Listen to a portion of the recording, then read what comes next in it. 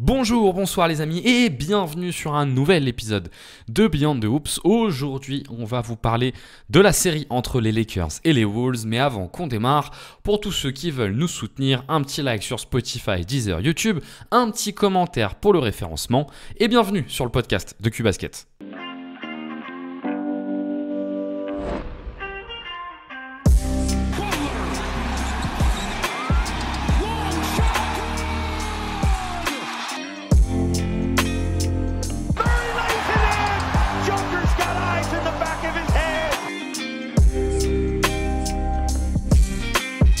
Mitchell has his head up, takes the liver feet. Oh my!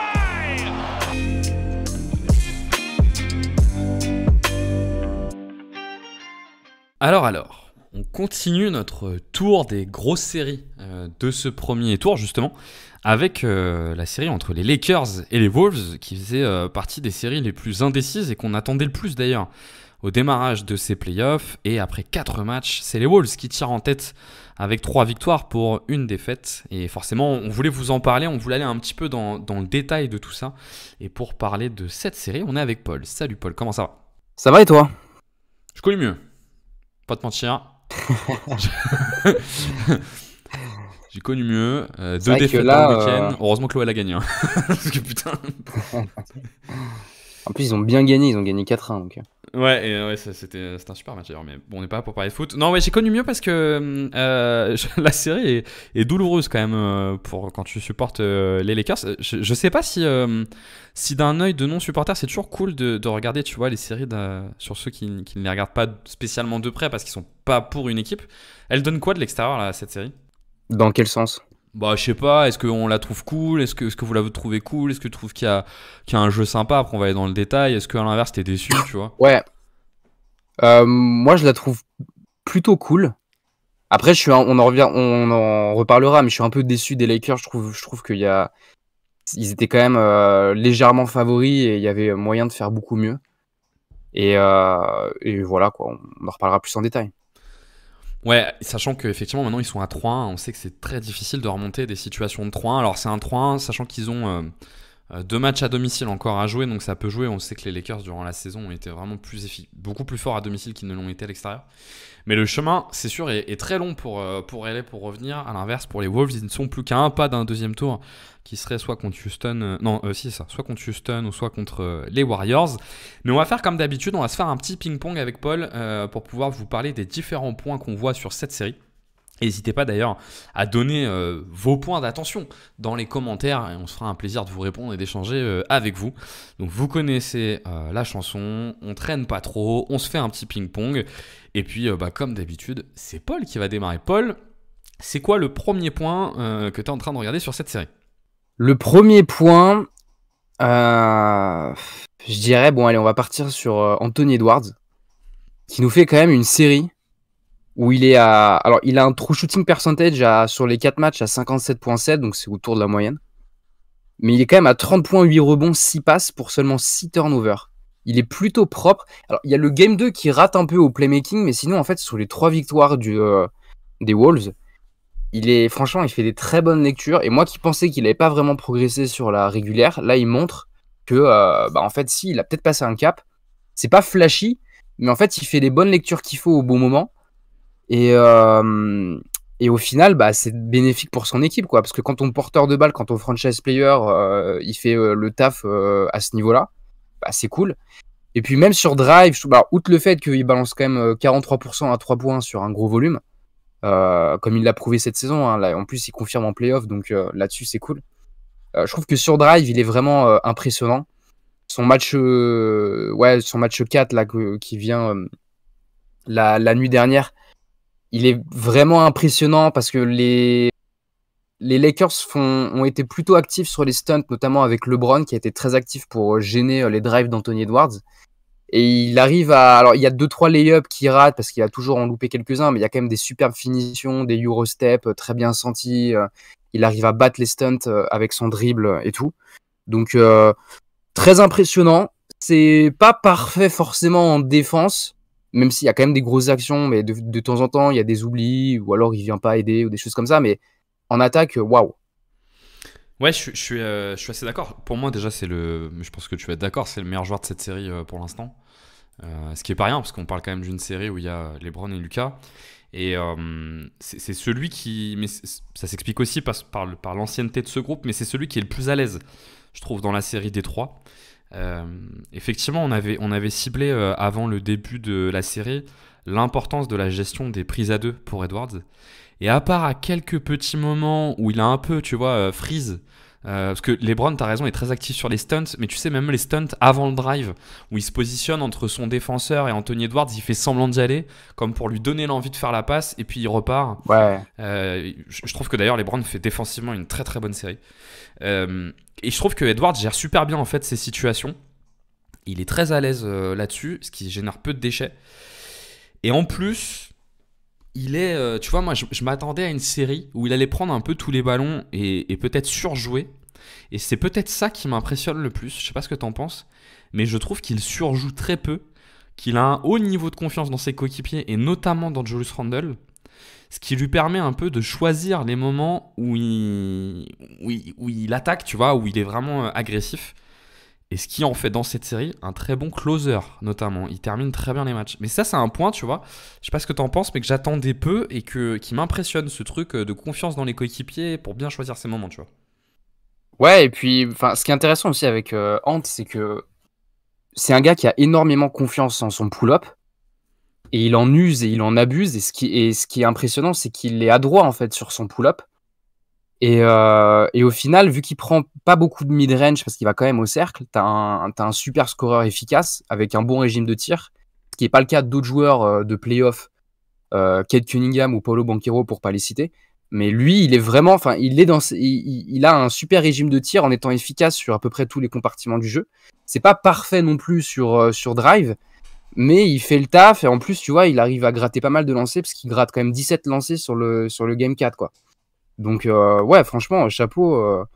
Et il abuse pas non plus du scoring, tu vois. On voit pas prendre 35 tirs par match et tout. Exactement, Donc, ouais. après, bon, il a du talent à côté de lui, mais c'est vrai que c'est cool. Et puis, et puis franchement, cette transition, tu vois, moi, j'aurais pas pensé que aussi rapidement, il arrive à rendre méta son jeu, tu vois, de scoring. Alors ça, c'est le prolongement de sa saison régulière, t'as raison, mais ça y est, c'est bon, on est vraiment rentré dans un truc où, tu sais, quand il prend ses ISO en tête de raquette, que tu lui fermes pas la main gauche, tu sais qu'il va pull-up et ça y est, il fait très peur, tu vois, sur son pull-up à 3 points. Ce qui peut, ce qui est la marque des joueurs vraiment, vraiment supérieurs et très très méta. Et effectivement, je suis d'accord avec toi, Anthony Edwards, c'était un point à citer. Peut-être qu'on peut rester côté Wolves. Moi, je vois un autre truc à dire côté Wolves. C'est l'importance de la rotation intérieure des Wolves qui, pour moi, est vraiment décisif dans cette série. On le sait, les Lakers n'ont que Jackson Hayes comme pur intérieur, poste 5 vraiment grand, alors que les Wolves sont suréquipés avec Rudy Gobert, Julius Randle et Naz Reid. Et je trouve que les trois joueurs vivent une série un peu différente les uns les autres, sans trop s'étendre, et peut-être pour pas non plus faire un monologue, je vais les prendre un à un et je te laisserai réagir à chaque fois. Le premier qui est celui qui aurait pu être le plus à l'aise, et finalement peut-être celui qui l'est le moins, c'est Rudy Gobert. Qui, face à une équipe des Lakers qui fait du switch all, pourrait en profiter beaucoup plus, mais en fait, il a des vrais problèmes à la finition. Et encore, tu vois, le côté finition, ma foi, on le connaît, Rudy, donc on pouvait s'y attendre un peu, mais je suis assez déçu, notamment de sa capacité à prendre des rebonds offensifs, alors qu'il est très souvent sur Austin Reeves, et qu'il est peu contesté, et je le trouve pas si efficace que ça. En revanche, je trouve qu'il fait plutôt un bon travail pour bloquer la raquette, et surtout, ce que j'aime bien dans le fait que Rudy soit dans cet effectif, c'est que c'est une vraie arme anti-Jackson Hayes, parce qu'il bloque la raquette. Et donc, puisque c'est une arme anti-Jackson Hayes, c'est une arme anti-pick and roll pour les Lakers. Et probablement que le fait que Rudy soit dans cet effectif explique aussi pourquoi on voit si peu de pick and roll côté Lakers. Qu'est-ce que tu penses, toi, pour l'instant, de la série de Rudy ? Bah, on en avait parlé dans la preview. Et moi, j'étais plutôt optimiste dans le sens où je me disais, en fait, il sera capable de switch, il aura un impact et tout. Et notamment en attaque. Et en fait, il est cataclysmique en attaque, quoi. Il y a rien, en attaque, il y a rien, vraiment. Et comme tu l'as dit, même au rebond offensif, tu te rends compte qu'en fait, il arrive même plus aujourd'hui à bien se situer, à grab le rebond, tu vois, vraiment à le prendre. et à pas lâcher la balle parce que même ça, en fait, il est plus capable de le faire. Donc en fait, offensivement, tu as vraiment un joueur qui est négatif. Après, évidemment que c'est une question de match-up. C'est parce que si les Lakers jouaient avec un 5 rim runner qui serait viable parce que Jackson Hayes, il n'est pas viable. Donc ouais, ok, c'est vrai que c'est lui qui le rend un peu pas viable aussi, mais il y a rien offensivement. Après, défensivement, bah, vu que tu fais du switch, alors là, ils ont un peu moins switché sur le Game 4, qui fait qu'il fait pas non plus un mauvais match défensivement. Et bon, tu vois, son plus-minus, il est à moins 11. Donc au bout d'un moment, sur 26 minutes, il va peut-être encore moins jouer sur la suite des matchs. Mais alors sur le Game 4, ils ont été plus agressifs en fait sur Luka. Et globalement, ils ont moins accordé le switch facilement, en délaissant un peu les shooters du style Hachimura et Finney-Smith. Mais sur Switch, alors, il est à l'aise, mais après, c'est vrai que vu qu'il se retrouve sur du Luka Doncic, bah, vu que tu as un joueur assez exceptionnel dans le côté crafty pour aller gratter des lancers et tout, bah, il se met à la faute assez facilement. Donc, ouais, tu vois vraiment que c'est pas une série pour lui. Je pense que ce sera totalement différent si jamais il passe face aux Rockets ou aux Warriors. Mais pour un contrat Supermax, ça fait quand même ça fait cher l'impact, quoi. Ouais, je suis d'accord. Et c'est vrai qu'on a vu beaucoup, d'ailleurs, sur Twitter, de discussions de gens qui voulaient défendre l'apport défensif de Rudy, notamment sur le Switch. Il faut bien comprendre que le problème de Rudy aujourd'hui, il n'est pas défensif. De là à dire que défensivement, son travail est incroyable, il ne faut pas non plus abuser parce que les Lakers l'aident beaucoup. Il faut être prudent avec ses stats parce que ça génère énormément d'aides dont les Lakers arrivent à profiter. Mais le vrai problème, c'est l'attaque, quoi. C'est qu'offensivement, il est juste pas viable à un point où, il met rien. Enfin, c'est assez impressionnant d'ailleurs. Il met vraiment absolument rien dedans. Il a absolument aucun impact. En plus, il se trouve que Minnesota joue beaucoup d'isolation aussi, donc il n'y a même pas l'apport de ces écrans. Et donc, il est très peu utile. Par contre, il y en a un qui, moi je trouve, fait vraiment une série impressionnante. C'est Julius Randle, qui est Détroit probablement, avec Nasrid, qui est le troisième. Le plus gros défi pour l'instant pour les Lakers, parce qu'il a un cumul un peu de puissance, drive plus tir, qui le rend assez injouable en fait pour les profils défensifs des Lakers. On a d'ailleurs vu au Game 4, je crois que c'était déjà le cas au Game 3, on a vu JJ Redick essayer de mettre Jackson Hayes sur début de match sur lui pour délivrer LeBron James qui était vraiment en difficulté et qui cramait énormément d'énergie à défendre Randle. Mais Jackson Hayes n'est pas beaucoup plus à l'aise, il est aussi en difficulté. Et on savait que Julius Randle faisait partie on va dire des variables de cette match-up assez importante. Et pour le coup, je le trouve très à l'aise et je le trouve assez insoluble pour les Lakers. Je sais pas ce que t'en penses, toi. Ça, pour le coup, c'était quand même un peu attendu qu'ils aient pas vraiment de gars pour match-up avec Randle physiquement ou pour le gêner sur ses drives ou sur ses post-up ou alors en aide ou des choses comme ça. Mais après, c'est compliqué à dire parce qu'en fait, il a quand même à plus de 50% sur ses non-corner 3 et il en prend beaucoup.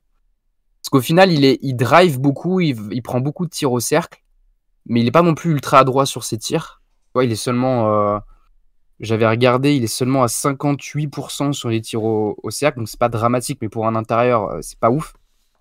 Mais ce qui est cool, et d'ailleurs, c'est quand même, je trouve que c'est une grosse force de ce qu'a réussi à faire Finch avec Randle et Edwards, c'est qu'en fait, ils prennent que très peu de longues mid.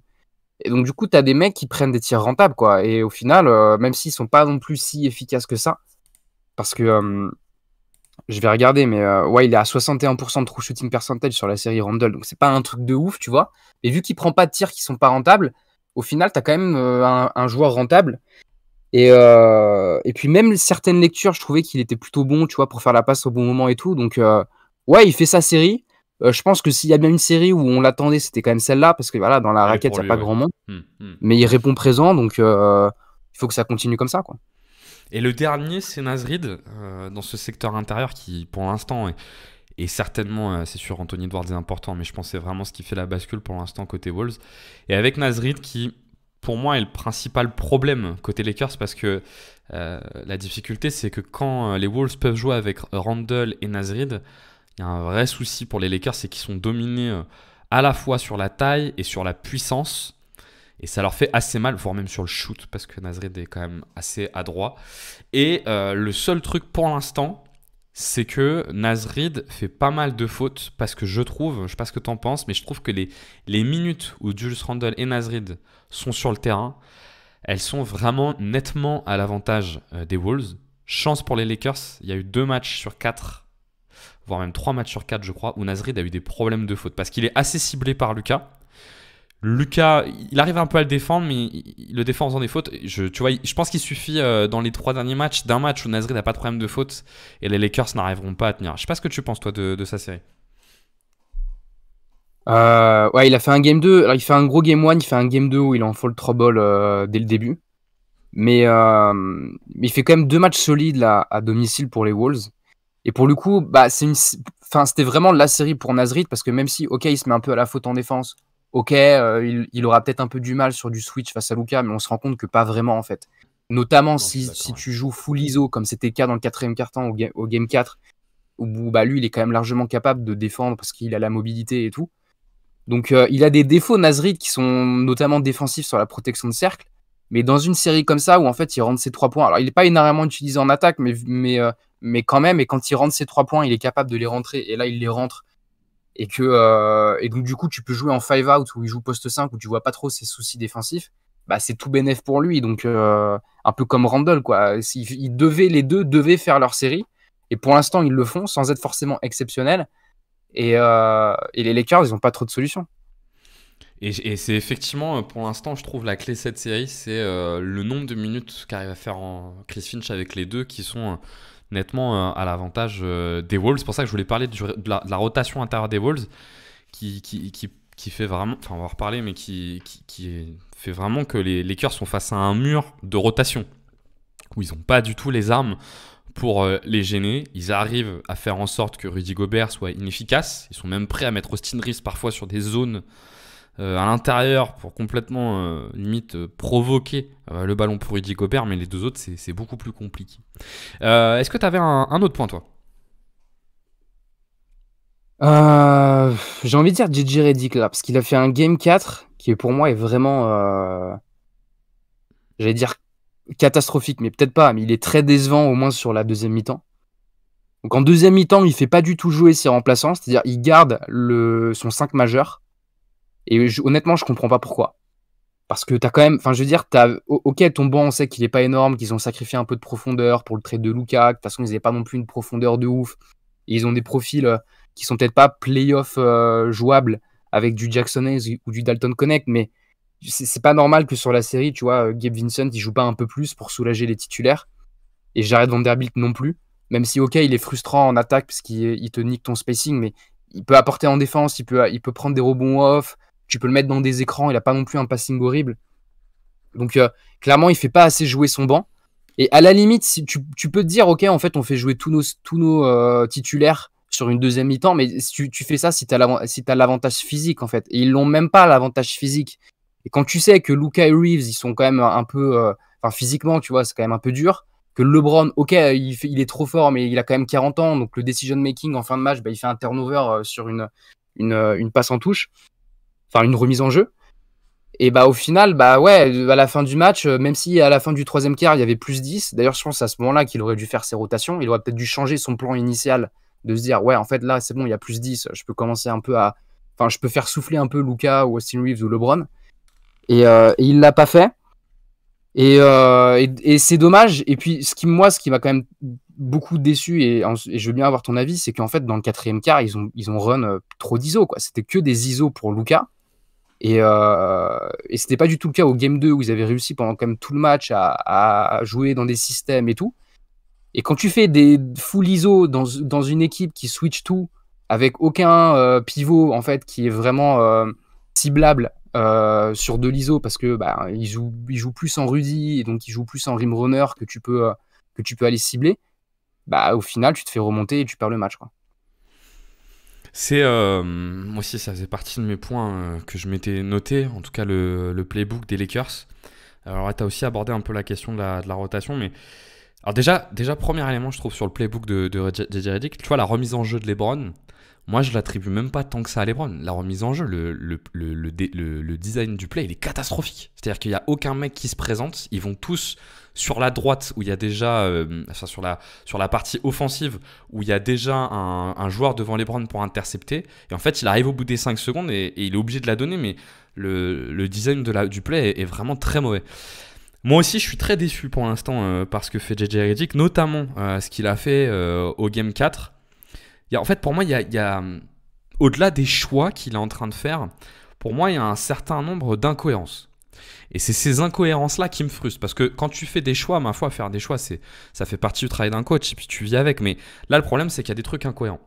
Le premier, il est sur le playbook. Le playbook, toute l'année, les Lakers ont run un playbook qui était pas mal basé sur les horns action, donc avec 2 joueurs en tête de raquette et qui permettait de dérouler. On en voit très très peu. Et c'est frustrant parce que le peu de fois où on en voit, généralement, ça donne un tir ouvert. Et je sais pas pourquoi, là on en voit très très peu. Les Lakers ont run un peu des systèmes pour les shooters cette saison. On n'en voit aucun. Alors ils ont eu tendance depuis que Lucas est arrivé parfois à rentrer dans une espèce de caricature d'isolation, mais là ça prend des proportions qui sont hallucinantes. Et pourquoi pour moi c'est incohérent de jouer autant d'isolation ? Il y a un élément que je comprends, c'est que Lucas, il est très très dur à blitz et qu'il a des moments où en isolation, il fait très mal. Et on l'a vu au Game 4, quand ils essayaient, les Wolves, de le blitz, c'est-à-dire au moment où Lucas appelle le défenseur qui est sur le joueur qu'il veut attaquer, il va faire l'écran et en fait, les Wolves, pour gagner du temps, le prenaient à 2, voire pour lui enlever la balle. Ça a marché quelques possessions, mais on voit que Lucas s'est vite adapté et derrière, qu'ils ont réussi à remarquer des paniers, ça marchait très bien. Ok, les Lakers sont capables de jouer l'ISO et de faire très mal là-dessus. Mais le vrai problème, je sais pas ce que t'en penses, mais c'est qu'à l'inverse de la saison, dans cette série, il n'y a que Lucas qui peut le faire. Là où dans la saison régulière, Austin Reeves, parce qu'il jouait contre des équipes avec moins de bons défenseurs, était capable de faire des ISO, là où LeBron James était capable de faire des ISO, là, dans cette série, le seul qui a un mismatch suffisant pour enchaîner les ISO, c'est Luka Doncic. Et donc c'est incohérent de faire ça pendant toute une mi-temps, ça ne peut pas fonctionner. Et c'est vrai que là, je sais pas ce que t'en penses, parce que ça touche aussi le sujet LeBron et Austin Reeves, mais là j'ai une vraie déception côté JJ Redick, qui je trouve là manque un peu de lucidité, tu vois. Ouais, alors c'est vrai je pense que c'est aussi la série où j'ai fait un tweet ce matin en disant, bon, c'est la série où tu te rends compte que Austin Reeves, il n'arrive pas à drive face à une équipe. Enfin, il n'arrive pas à drive dans des schémas arrêtés face à une telle équipe en défense, ou dans un contexte de playoff et tout. Maintenant, Austin Reeves, il fait pas non plus une mauvaise série, mais il a besoin d'être en mouvement. Ou alors, tu vois, soit tu le mets en mouvement, ou tu l'utilises en catch and shoot, ou tu l'utilises en connecteur quand il va poser des écrans ou des choses comme ça. Donc, bon, ça, tu t'en es rendu compte, et du coup, il y a eu moins d'actions qui ont été run, où Austin Reeves, en fait, il est arrêté, parce qu'Austin Reeves, c'est quand même un mec aussi où il a besoin du pick and roll pour se rassurer, et vu que là, il n'y a pas vraiment de pick and roll. D'ailleurs, c'est un autre truc un peu décevant, c'est que il y a un peu trop d'écrans glissés de la part des Lakers pour créer des décalages et pas assez d'écrans, tu sais, qui vont au panier en fait. Même si t'as pas de rim runner, il manque un peu ça parce que justement tu viens rassurer un peu certains de tes playmakers et ça crée quand même des décalages. Même si ok, Hachimura il va peut-être faire une pause d'écran qui est pas top pour aller cut vers le panier, mais je trouve qu'il y en a pas assez. Il y a un peu trop de pick and pop ou d'écran glissé sans vraiment faire des écrans et ça crée pas vraiment de décalage et les Wolves ils switchent direct. Mais sur les ISO, moi je suis pas d'accord. Je pense que LeBron il est quand même capable de run des ISO. Et le problème c'est que ok, Luka, comme tu l'as dit, il peut être efficace sur ISO, mais en fait sur tout un match, tu peux pas être. C'est pas un play rentable en fait. Tu vois, d'être autant de run autant d'ISO, c'est pas normal. Et en plus, ils ont montré que quand il y avait juste des petites séquences, c'est pas encore une fois des systèmes ultra complexes, c'est juste des flare screens pour Reeves ou des choses comme ça. Bah, ils ont montré qu'ils pouvaient être très efficaces parce qu'il y a quand même des très bons shooters partout dans ce 5-out. Et t'as des super connecteurs avec soit Lucas, soit LeBron, soit Reeves. Mais d'autant qu'en plus, tu vois, il y a un ciblage. Alors, oui, LeBron peut le faire, mais il a essayé un peu de le faire dans le Game 1, ça n'a pas trop marché.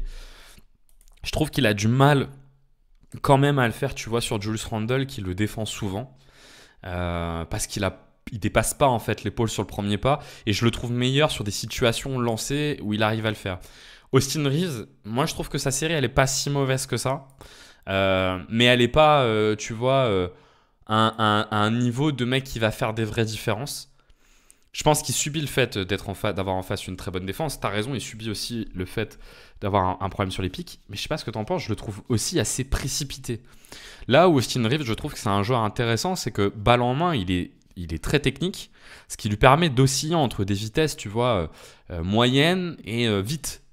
Et là, il est un peu en mode soit il joue vite, soit il joue très vite. Et c'est pas son rythme, mais parfois il s'en mêle un peu les pinceaux. Ce qui fait que tu es dans une situation, il y a un peu que Lucas qui, moi, je trouve, est rentable à peu près sur l'isolation. Mais en fait, le truc, c'est que tu vois bien que les Wolves, ils sont complètement à l'aise avec ça. Ça leur va très très bien. Et au match 1, Lucas fait qu'une seule passe décisive. Au match 2, il en fait seulement. Au match 4, pardon, il en fait seulement 2. Et en fait, ils subissent finalement, ils n'arrivent pas à l'imposer ce jeu-là, et ils subissent ce que la défense des Wolves veut leur faire faire. Et c'est là où, pour moi, JJ Redick doit être le gars qui te impose quelques plays par moment et qui te remet un peu d'ordre. Et clairement, à minima, dans le Game 4, tu l'as pas du tout vu. Le quatrième quart-temps est d'une redondance de plays hallucinante. Hein. Ouais, et c'est là où on se rend compte peut-être des limites aussi de Luka Doncic aujourd'hui, parce que il a pas le même physique à 25 ans qu'à 19 ans, parce que quand tu te refais juste des actions, des petits highlights de Luka avec le Real Madrid, tu te rends compte quand même que c'est pas le même physique. Hein. Et après, bon, c'est la NBA, c'est sûr que c'est pas. Là, tu affrontes une équipe des Wolves où les mecs, si tu les vois, si le mec lambda voit les gars dans la vraie vie, tu te dis, ouais, au fait, c'est trop dur de prendre des mecs comme ça en ISO. Mais oui, c'est là où on voit les limites de Luka, où en fait, il a vraiment besoin d'avoir un rim runner qui fait des gros écrans athlétiques et tout à chaque fois qu'il est un peu sur le terrain, parce que c'est vraiment sur cet aspect-là qu'il est énorme. Parce qu'au final, même quand tu vas faire du pick and roll avec Jared Vanderbilt, tu sais qu'il est pas, tu sais que sur roll, moi je pense qu'ils en font pas assez. Ils devraient plus en faire. Et c'est vrai que même s'ils en font, tu sais qu'il va pas générer des aides de fou, et donc du coup le passing de Luka, il sera pas peut-être pas si implacable que ça. Et le truc, c'est que vu qu'il se fait quand même beaucoup blitz dans cette série, il est capable de battre le blitz ultra rapidement avec son passing. Le problème, c'est qu'il est du coup derrière, il est un peu dépendant aussi de ce que font les autres avec sa passe. C'est pas non plus un joueur qui va battre ton blitz avec un gros dynamisme sur de la rapidité, balle en main. Il est pas assez vif, il est pas assez rapide là-dessus. Tu vois ce que je veux dire? Bah, ce que faisait très bien dans ses plus belles années LeBron, par exemple, qui était Oui, particulièrement voilà. dur à blitz pour ça, c'est qu'il t'attaquait et que du coup ça ouvrait un drive. Effectivement, il a pas ça, Lucas. Et que c'est Et, une difficulté, ouais. et c'est une des raisons pour lesquelles il finit qu'avec 2 passes décisives. C'est qu'en fait, il se fait blitz. Il n'arrive pas à contourner vraiment le blitz avec le dribble. Il arrive évidemment avec la passe. Mais du coup, vu que les Lakers jouent collectif derrière, bah, c'est pas lui qui va prendre la passe décisive. Et c'est pour ça qu'il finit qu'avec 2 passes D, quoi. Et c'est vrai que c'est un bon point, en fait. On voit à quel point Lucas a besoin d'être optimisé. Enfin, tu sais que s'il est optimisé, s'il est dans un roster optimisé, il peut t'emmener en finale. Au titre, on ne sait pas, parce que moi je pense qu'il y a un gros problème, on en reparlera plus tard, mais sur Lucas. Mais il peut t'emmener en finale, mais que sur un roster non optimisé, ben, tu es un peu dans la redondance avec ces isolations. Et moi je trouve quand même, pour aborder ce point du roster des Lakers, je trouve quand même que là, on voit les Lakers payer, mais c'est normal, hein, son projet il n'était pas cette année, mais payer le fait d'être sur un temps de transition. C'est même pas une année de transition, c'est 3 mois de transition avant la suite. Parce que le roster, au-delà d'être faible ou fort, il y a très peu d'options disponibles. Je trouve qu'ils ont un 5, tu vois, majeur, un top 5 qui est vraiment très intéressant sur un profil 5-out avec Hachimura et Dorian Finney-Smith. Mais malheureusement, ce 5 est intéressant si tu es aussi capable d'en proposer d'autres. Et c'est vrai que là, pour l'instant, dans l'effectif, il y a beaucoup de joueurs qui ne sont pas jouables. Moi, je trouve que Vanderbilt, et c'est pas la première fois qu'on le voit en playoff, moi, je comprends qu'il le fasse pas beaucoup jouer parce que je le trouve pas jouable offensivement. C'est vraiment, moi, je trouve ça catastrophique en attaque. Parce qu'il t'apporte ni de la taille, ni vraiment du rôle. Moi, je suis pas fan de son passing. Je le trouve souvent un peu perdu quand il reçoit le ballon. Il est très mauvais à la finition près du cercle. Et en fait, il a du mal à jouer dans ce contexte-là. Et ça fait 3 fois qu'on le voit en playoff quand même. Ça fait 3 années de suite qu'on le voit en playoff. Et j'adore ce joueur, mais ça pose un vrai souci. Jackson Hayes, j'attends de voir parce que je pense que les Wolves, ça lui va pas. Mais par exemple, si tu joues, je sais pas, les Warriors, je pense qu'il peut assurer une quinzaine de minutes. Gabe Vincent, je pense qu'il joue pas trop parce que c'est pareil, c'est une question de match-up. C'est qu'il peut pas trop défendre Edwards et du coup, il perd en intérêt. Mais lui, il peut jouer en playoff. Mais tu vois derrière les Jordan Goodwin, les Dalton Connect, il y a beaucoup de joueurs qui sont pas jouables dans ce roster. Et du coup, les Lakers souffrent d'un manque de flexibilité qui est flagrant, et notamment d'une incapacité à jouer du pick and roll qui pourrait leur ramener un peu de variété. Et je suis... C'est à la fois, tu vois, je sais pas ce que t'en penses, mais je trouve que c'est à la fois enthousiasmant pour l'année prochaine, parce que tu te dis, ouais, c'est bon, ce roster, si tu ajoutes les 2-3 joueurs qu'il faut ajouter, l'équipe, elle peut être vraiment très très forte, mais bon, voilà, là, elle a des limites, quoi, pour le coup. Ouais, moi je pense que là, il y a quand même 2 joueurs qui jouent pas assez de minutes, c'est Goodwin et Vincent, parce que, ok, à Vanderbilt, il y a trop de compromis, pareil pour Jackson Hayes. Et je trouve que les deux, Goodwin, il fait quand même des très bonnes minutes en régulière où il montre qu'il peut scorer à 3 points. Il te met beaucoup d'énergie en défense. Et Gabe Vincent, c'est un peu pareil. Alors, ouais, ils sont undersize, mais finalement, vu que les Wolves, ils jouent aussi avec un 5-out où ils ont Julius Randle en 5, tu vas pas tant subir leur manque de taille et tout. Et puis, de toute façon, il faut faire souffler Luka, Reeves et LeBron. Donc, et c'est pour ça qu'ils perdent le Game 4. C'est qu'à la fin, il n'y a plus de carburant. Et du coup, vu qu'ils ont, et comme tu l'as dit, vu qu'ils manquent de variété, dans une match-up aussi compliquée qu'est les Wolves, ils se doivent encore une fois, parce que je pense que cette série, ils la gagneront pas si ils apportent pas suffisamment de variété en attaque. Tu sais que défensivement, tu es un peu dépendant du fait que, en fait, tu te dis, on espère que Ant et Randle, ils seront pas aussi on fire à 3 points. On sait que sur drive, il y aura toujours un ou deux lay-ups qui vont laisser de côté. Donc, tu sais que cette série, ça va être compliqué de la gagner en défense. Par contre, tu peux la gagner sur la fraîcheur physique à la fin du match. Et surtout, tu la gagneras en attaque, quoi. Donc, on en revient à beaucoup plus de diversité en attaque. Et comme tu l'as dit, avec des handsets, avec des situations où tu as peut-être moins Luka balle en main, mais plus utilisé off-ball. Et voilà, après, c'est sûr que Luka, enfin, moi, je trouve les gens un peu durs avec Luka parce que on dit, ouais, il défend pas, ouais, il fait pas sa série, il fait plus de passes dès qu'il a pas un rim runner. Mais les Wolves, ils avaient vraiment construit un effectif autour de Luka. Et là, l'effectif, il n'est pas du tout construit pour Luka aux Lakers.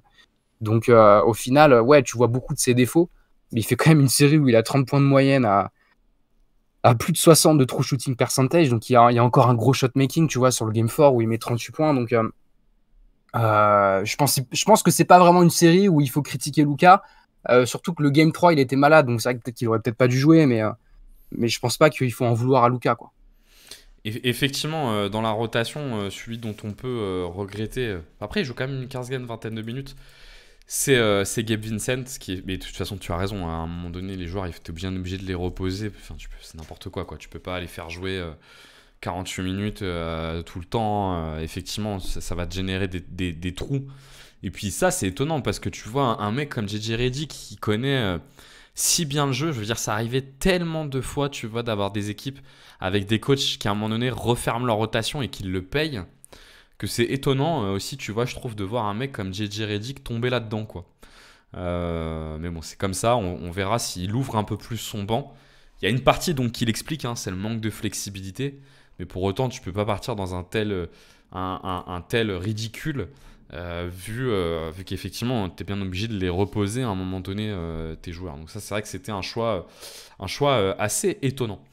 Qu'est-ce qu'on peut... Je reprends la main pour un autre point.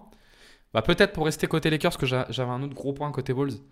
Mais vu qu'on a pas mal parlé de Luka Doncic, moi je trouve quand même c'est un sujet. Il faut quand même parler de la défense, Paul, de Luka Doncic. Qui, je trouve... Bon, évidemment, évidemment, il est hyper ciblé. Mais hyper ciblé. Si tu prends la première mi-temps du match 4...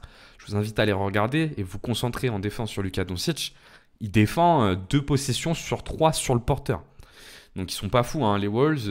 À minima, ils savent que ça va l'épuiser. Et il y a des passages où ça va à peu près, mais il y a des passages où il a besoin de repos parce qu'il est en surchauffe. Et la surchauffe, en surchauffe physique. Hein, et la surchauffe, il essaye de déchauffer en défense, clairement pas en attaque. Et sur ces passages-là, c'est assez impressionnant à quel point il est pour le coup ciblable. Et tu te rends compte de 2 choses. La première, une fois de plus, c'est à quel point Luka il a besoin d'être dans un roster optimisé. Et donc, il a besoin de rim protection. Parce que peut-être qu'il ne va pas trop réussir à te défendre le pull-up. Mais là, ça va à peu près aller. Ça ne sera jamais très viable en défense, Luka. Mais au moins, si tu as un gros rim protecteur derrière, tu te libères tout ce qui est les accès au cercle. Tu évites d'avoir 4 aides qui viennent dès qu'il y a un drive sur lui, mais plutôt en avoir une seule. Et ça limite la casse. La deuxième, et là je suis curieux d'avoir ton avis, c'est que je trouve malgré tout qu'on est quand même hyper loin des minima en défense, tu vois. Je parle pas d'un joueur qui va faire des stops, mais un joueur qui, un minimum en premier rideau, assure tu vois, un minimum de ralentissement de l'attaquant. Je sais pas ce que tu penses, toi, pour l'instant, de sa série en défense, mais alors moi, là, je suis quand même... c'est un point assez impressionnant quand même. Hein. Et puis tous les profils, il n'y en a pas un qui arrive à défendre. Hein. McDaniels le défonce. Ouais, mais c'est pas étonnant. Enfin, ça, on le savait, quoi, qu'il défendait pas, que physiquement, il peut pas. Donc, à part lui dire, de le pousser à avoir une bien meilleure condition physique l'année prochaine et tout, parce qu'il y a peut-être des trucs qu'on sait pas aussi au MAV, c'est vrai, parce que là, quand tu vois sa condition physique, tu te dis, bon, Nico Harrison, il a eu évidemment tort de le trade, mais peut-être qu'il a vu des trucs qu'on n'avait pas vu, mais moi, ça m'étonne pas, parce que c'est pas nouveau, quoi. Non, c'est sûr, c'est sûr que c'est pas nouveau, mais ça s'améliore pas avec le temps. Et ça s'améliorera pas avec le temps. Hein. Et ça s'améliorera probablement pas avec le temps.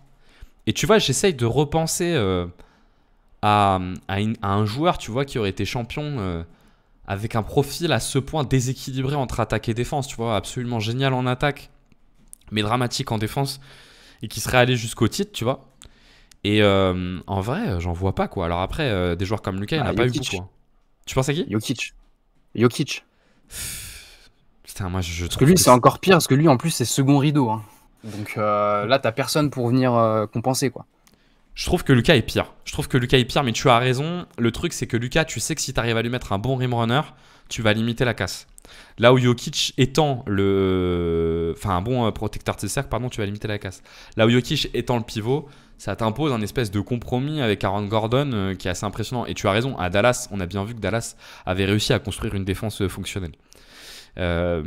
Mais en tout cas, c'est aussi, je pense, un enseignement pour les Lakers pour la suite, notamment pour l'année prochaine, qui est que dans un contexte, tu vas être vraiment... Enfin, tu vois, je trouve que les 2 derniers mois ont pu peut-être amener à te poser la question de est-ce que finalement, c'est pas mieux d'avoir un profil avec des joueurs grands, ailiers, switch qui prennent de la place et qui te permettent de réduire les accès au cercle, même si tu n'as pas d'intérieur, vu que de l'autre côté, tu peux jouer du 5-out.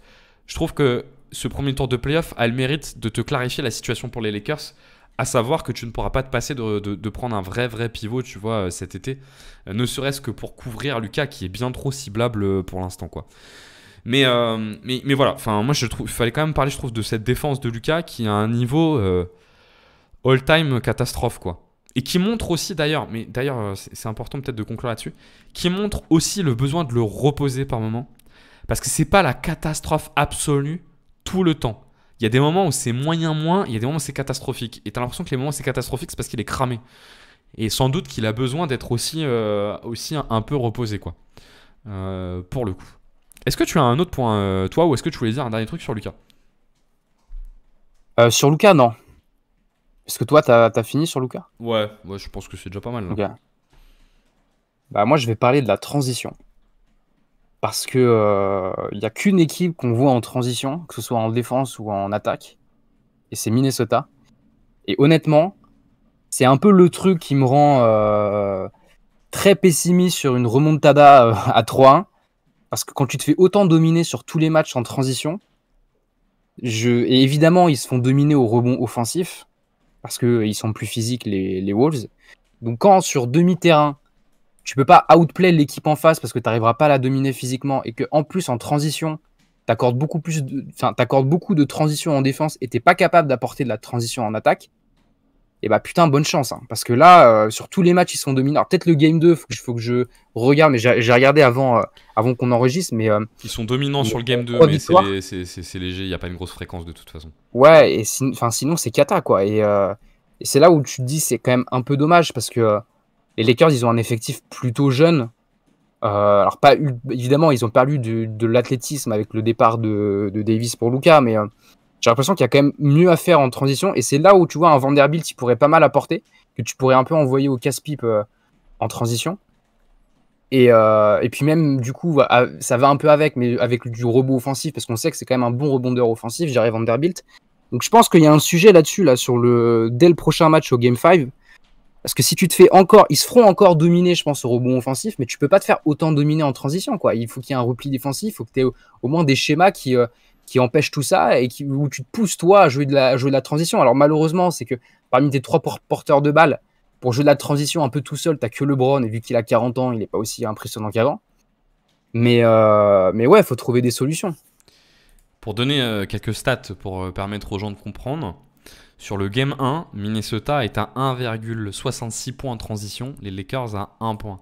Sur le Game 3, Minnesota est à 1,92 points en transition, les Lakers à 0,78. Et sur le match 4, Minnesota est à 1,5 points en transition, les Lakers à 0,9. Le différentiel en transition est incroyable. Incroyable. Et je trouve que l'équipe qui est à cibler là-dessus, Minnesota, en fait, c'est assez logique. Ils ont des joueurs assez physiques. Moi, je trouve que McDaniel se projette plutôt bien en transition. Nasrid fait du bien. Évidemment, il y a Anthony Edwards. Le volume n'est pas énorme, mais c'est assez logique qu'il les joue bien. Le vrai sujet, pour l'instant, c'est les Lakers qui le jouent très très mal.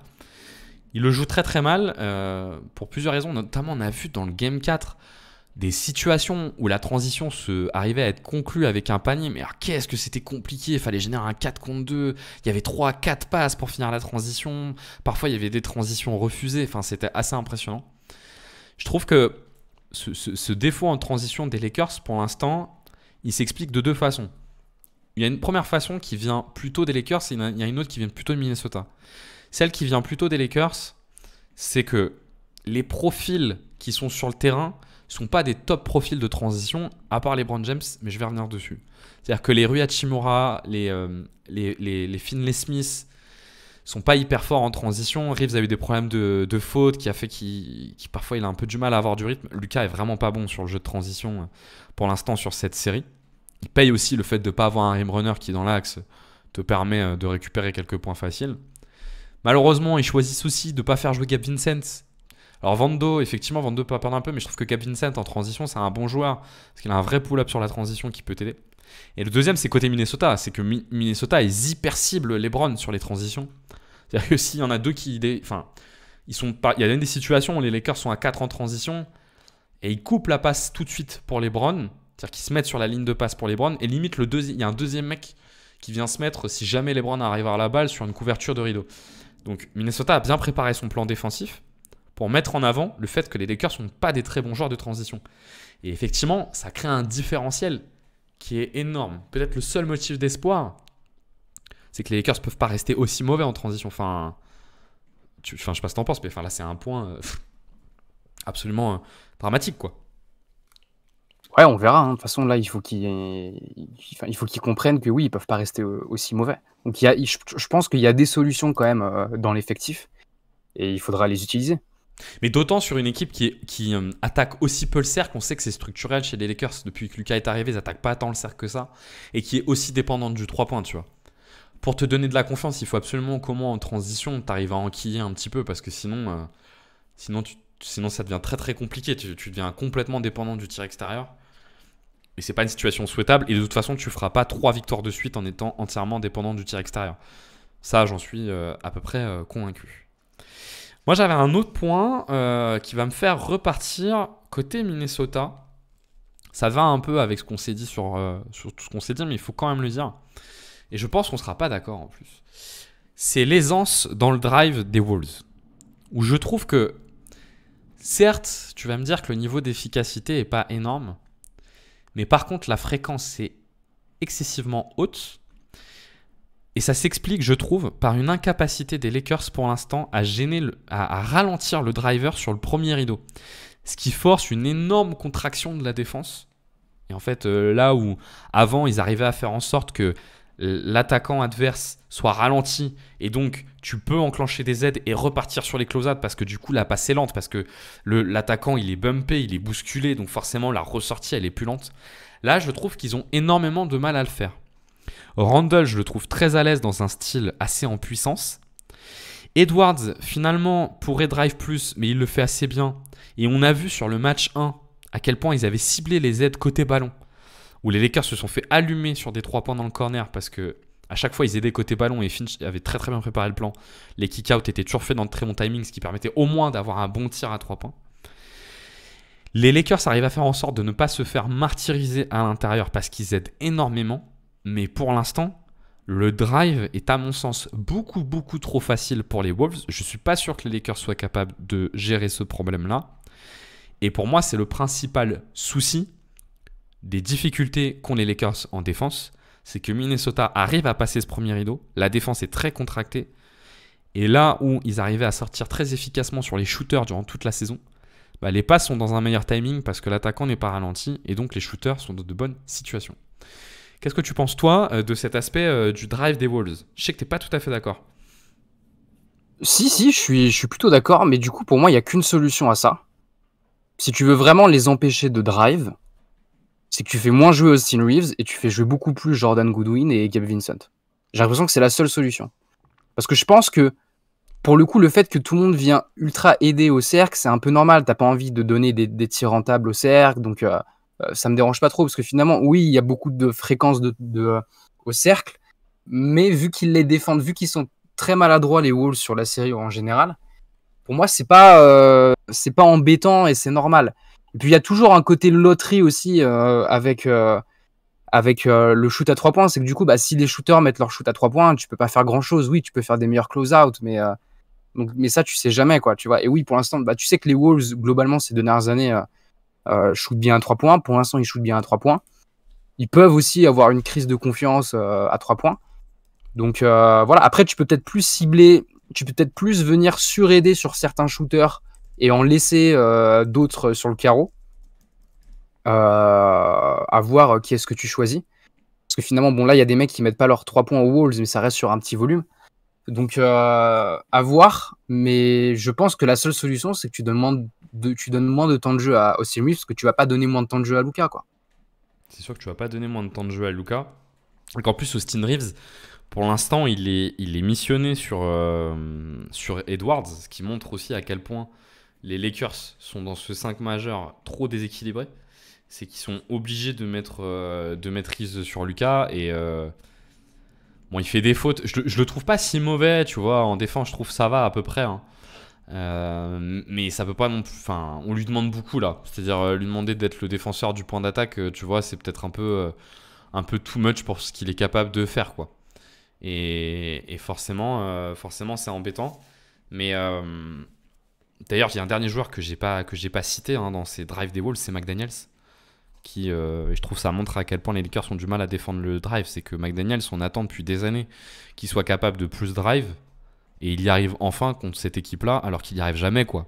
Parce que son handle, parce que son agressivité globale est insuffisante. Et là, il y a 2 matchs où il est hyper à l'aise là-dessus, notamment en attaquant beaucoup Luka.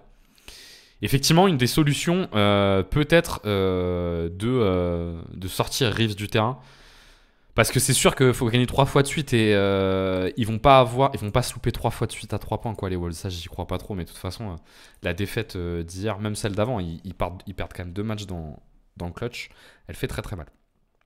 Est-ce que tu avais un autre point, toi, de ton côté? Non, moi c'est bon, j'ai plus de points. Eh ben moi aussi, j'ai plus de points. J'ai pu faire le tour des différents sujets que je voulais qu'on aborde. Peut-être qu'on termine avec un petit prono. Comment tu le sens la fin de cette série? Les Lakers vont jouer mercredi à domicile.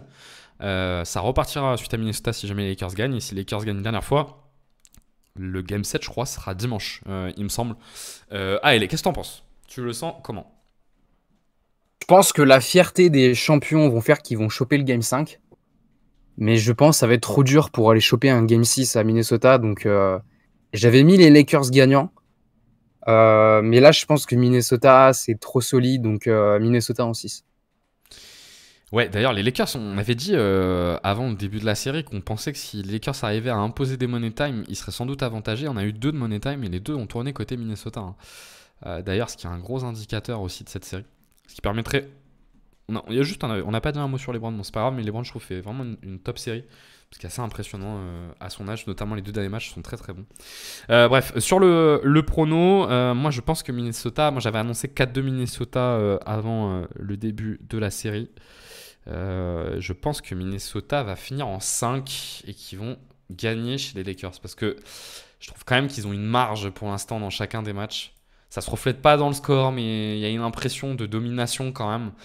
Et souvent, quand tu as cette impression de domination, ça se traduit notamment dans le clutch. Les Lakers le savent bien, ça leur est arrivé tellement de fois avec Denver. Et je vois bien ça se clôturer au Game 5. Et je pense que pour Minnesota, il vaut mieux clôturer au Game 5 d'ailleurs, parce que si jamais ça va au match 6, tout ça peut devenir un petit peu dangereux. Je suis pas sûr que cette série soit totalement terminée, mais je pense que ça se terminera au Game 5.